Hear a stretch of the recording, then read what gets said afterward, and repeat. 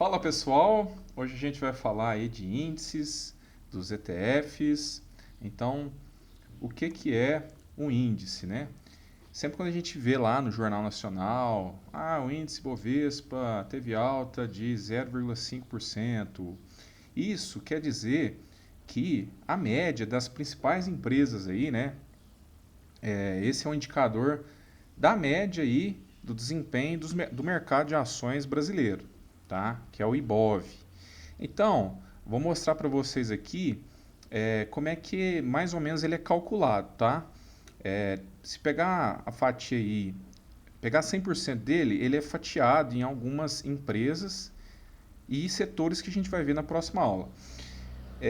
Basicamente, Vale e Petrobras é, são 20% do índice. Isso vai mudando com o tempo. Um pouco mais, um pouco menos, existe uma ponderação nisso. Mas basicamente 20% logo de cara do índice Bovespa já é Vale e Petrobras, duas commodities. E até muita gente fala que o nosso índice ele é muito atrelado a commodities, tem muitas empresas de setores que não conseguem precificar o próprio produto que vende. Isso é um pouco ruim, né? Quando você produz um produto e não consegue vender ele no preço que você quer. E você tem que lidar aí com os sabores do mercado. Então, Vale, Petrobras e outras empresas também, né? Gerdau, Siderúrgica Nacional, empresas também do agro, né? São assim. Aí a gente tem as maiores empresas também, Ambev, a B3, que é a própria Bolsa de Valores, Banco do Brasil, Itaú e Bradesco.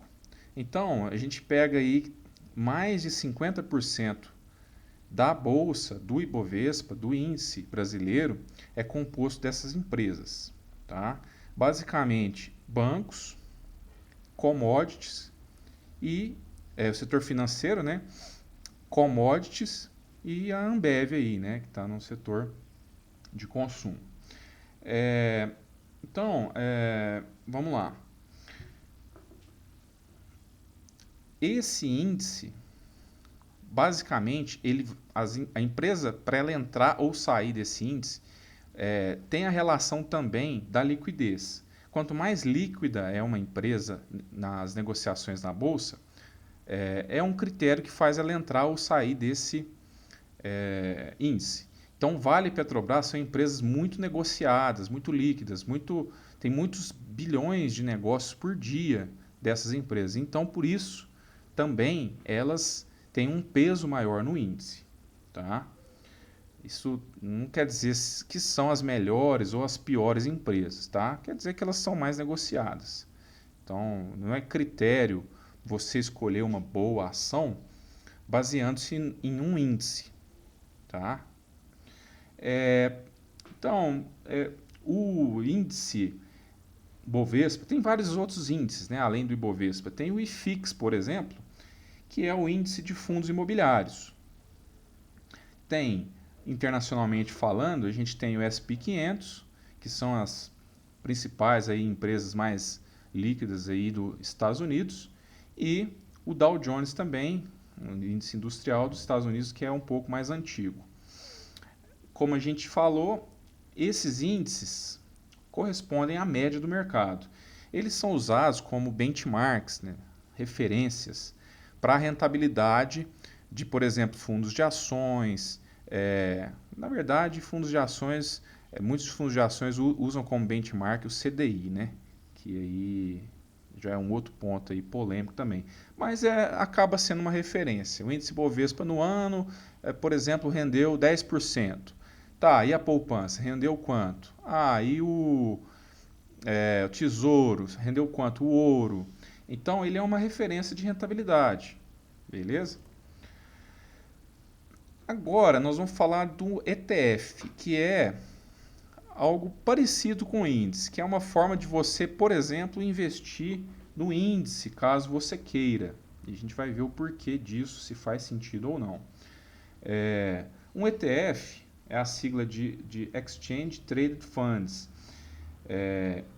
Então, você compra traduzindo isso aí, você compra um único ativo, você compra um ETF e é como se você comprasse vários ao mesmo tempo, com uma operação só.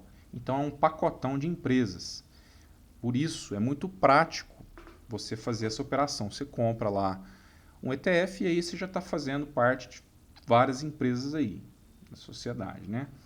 Você não precisa comprar separado cada um dos papéis do índice, por exemplo, tá? Como por exemplo, o índice Bovespa tem o BOVA11, você compra todas as empresas do índice ao mesmo tempo. Você não precisa ficar comprando cada um separado.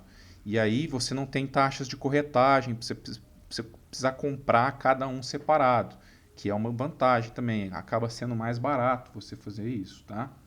Você tem um baixo investimento inicial, ou seja, você pode comprar um ETF aí por 100, 110 reais, 150 reais, tá?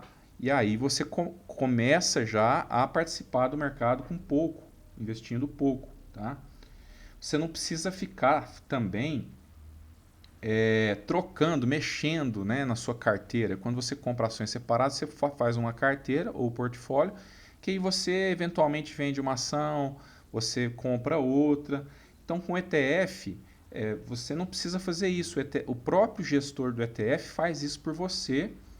Assim que o índice, por exemplo, o Bovespa, o BOVA11, assim que o índice tem alterações de empresas, tanto de peso, né? Uma entra com um peso maior, outra entra com um peso menor no próximo ano, por exemplo, ou uma empresa sai ou outra entra, o próprio ETF faz isso por você. E aí você também nem precisa se preocupar com essas taxas de corretagem. De 4 em 4 meses acontece isso, geralmente, tá? Essas revisões do índice. Então, é bem tranquilo aí essa questão. Você tem também outra vantagem, né? Que você tem menos chance de perder dinheiro. Vai que você, por exemplo, escolhe 2 ações para seus investimentos aí, começa a investir com 2 ações. E aí, depois de um ano, uma dessas empresas quebra. O que pode acontecer, né, pessoal? Então, você tendo um ETF, você tem menos chances que isso aconteça. Se acontecer de quebrar uma empresa, você tem ali outras 80, né, na média, que essa quebra aí vai fazer pouquíssima diferença no seu resultado final. Então, assim, você fica na média. Quando você compra o ETF, você fica na média do mercado, seja ele internacional, seja ele brasileiro, das ações do índice ou das pequenas notáveis, né, as empresas pequenas da bolsa. Então, você fica na média. A gente vai ver que isso não é tão ruim como parece, tá? Você acaba fazendo uma diversificação, eu coloquei entre aspas aí, porque é mais próximo de uma pulverização do que uma diversificação. A gente vai trabalhar esse conceito mais para frente. A diversificação, ela em excesso, quando a gente tem aí 40, 50 empresas na nossa carteira, isso acaba se pulverizando e aí a gente acaba ficando próximo ao índice, tá? Só que o ETF ele faz essa diversificação que evita aquele exemplo da empresa quebrar, como a gente deu lá. A gente precisa buscar um meio termo, a gente vai falar disso ao longo do curso. E o rebalanceamento, que é aquilo que a gente falou, que o próprio índice faz isso, né? As taxas são mais baixas que nos fundos de ações. Então, um fundo de ação vai te cobrar aí muitas vezes 2% ao ano para fazer a gestão do seu recurso, tá? E no ETF isso é muito mais baixo. A vantagem também é que você pode comprar, você pode vender e resgatar esse dinheiro a qualquer momento. A liquidez é praticamente imediata. Você compra e vende com muita facilidade. Num caso de um fundo de ação, às vezes você faz a venda das cotas e você vai ter esse recurso só daqui 30 dias, 60 dias, muitas vezes, tá? É ideal aí para quem tem uma profissão que exige muito de você. Por exemplo, você é médico e você faz plantão, você tem muitas horas aí dedicadas do seu dia na sua profissão.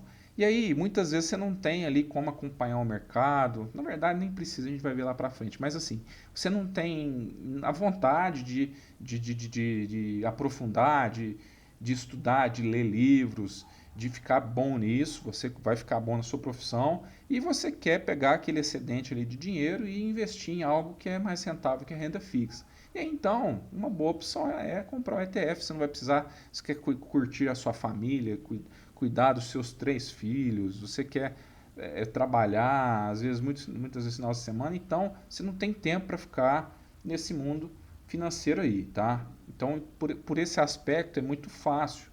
Você não precisa ter conhecimento, é só você ir lá comprar. É um bom caminho para você começar a investir e, muitas das vezes, continuar investindo aí ao longo do tempo, tá? Às vezes, pode ser que o ETF que você compre ele tenha poucas negociações diárias. E essa pode ser uma desvantagem aí, caso você queira negociar, né? Vender ou comprar. Como a gente falou, a taxa de administração dele é mais baixa que dos fundos de ações.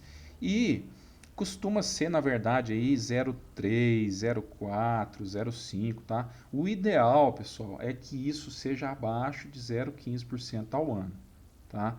É um pouco difícil de achar, mas o ideal é que seja assim, porque a gente vai ver também que esse tipo de taxa, pessoal, faz muita diferença aí no longo prazo, tá? Isso vai corroer aí a sua rentabilidade, pode parecer que é muito pouco, 0, nada, mas isso no longo prazo, em 10, 20 anos, vira 0, tudo, tá? O imposto de renda sobre isso, você vendendo esse ETF seu no futuro, você vai pagar aí 15% sobre os lucros que você tiver. Se você não tiver lucro, você não precisa pagar nada, logicamente. Agora, independentemente do valor, se você comprou uma cota ali, 10 cotas, você, se no total aí deu R$ 1.000 o seu investimento, se tiver lucro você paga 15% independentemente do valor, tá? A vantagem é que não tem um come cotas, então você vai ter uma rentabilidade melhor do que num fundo de ações, por exemplo, tá? Esse come cotas ele vai tirando a rentabilidade aí ao longo do tempo, tá? Ali em forma de imposto, no caso dos fundos de ações. Aí no ETF a gente não tem isso. A declaração, se você não tem nada, você não declara por exemplo, imposto de renda, se você compra um ETF, você já vai ser obrigado a declarar no imposto de renda isso. Você vai ser obrigado a declarar imposto de renda e declarar isso. Isso não quer dizer que você vai precisar pagar o imposto de renda, só caso você venda esses ETFs. E aí você faz lá na aba de bens e direitos, bem tranquilo, você coloca lá como se fosse um carro. Eu tenho ETF BOVA11 na minha carteira. E então o índice Bovespa ele é replicado aí no BOVA11 e no BOVB11, tá? Esse é o código que você compra do próprio home broker mesmo, como se fosse uma ação, como se fosse um fundo imobiliário. Digitando BOVA11, você coloca lá e compra e já faz parte das principais empresas aí mais líquidas, mais negociadas do Brasil. O Small 11 é as pequenas notáveis, as empresas que têm menor capitalização e que são também assim com mais potencial de crescimento. Então, o IBVB11 e o SPXI11 são índices que replicam as ações americanas aí do SP 500, tá? Então, pessoal, deixando uma mensagem para vocês que parece ser contra-intuitivo isso, né? Mas se você ficar na média no mercado financeiro aí, na renda variável, isso não parece ser ruim, mas não é, tá?